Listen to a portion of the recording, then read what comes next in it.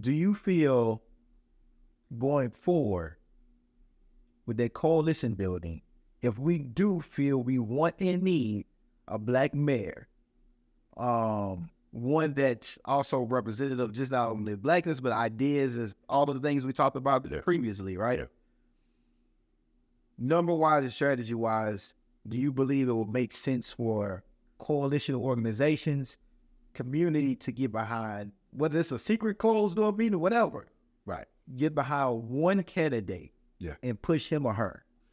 I think it's critical that Black people understand, and I mentioned this before earlier in my remarks, we got to understand very, very intimately the importance of centering Black needs and concerns in community. No matter who's in the position of power, no matter who is elected to the seat, our interests need to be at the table. Because if we are not at the table, we are likely on the menu. Right.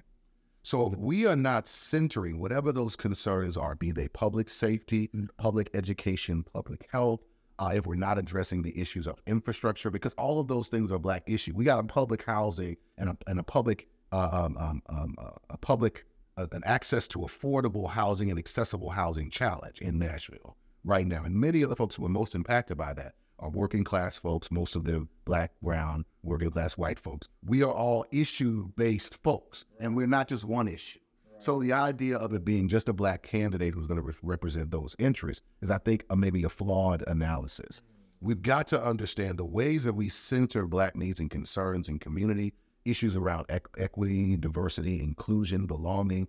All of those things need to be articulated in a way that are addressing the needs and the concerns of the folks who are most impacted. Right. People who are impacted by the criminal legal system need to be the ones who are making the rules and informing the policies around those kinds of structures and systems. If we're not doing that, then we're not really meeting the needs and the concerns of the people. So what we need to be really doing is making sure that whoever is ultimately elected, be it mayor, vice mayor, city council, school board, the local dog catcher, we need to make sure whoever that person is, that they are informed about the needs and the concerns of our community, and that they have a direct way to plug into people who are credible messengers and trusted people in our community, so that they are very well informed of what is important to us. And in that way, we get Black issues centered, whether or not we have a Black candidate or a Black person in that position of power.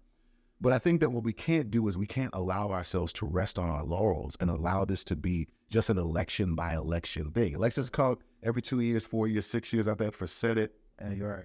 Judges are elected, but many of them are lifetime appointments. So 8 years. 8 years in some instances. So and so what we got to do is we got to make sure that when we're selecting these candidates, or we're putting our money and our votes and our support behind these individuals, that we very clearly, number one, we understand what their platform is, what issues they really are centering in their platforms, and whether or not they align with our interests and our values. Yeah.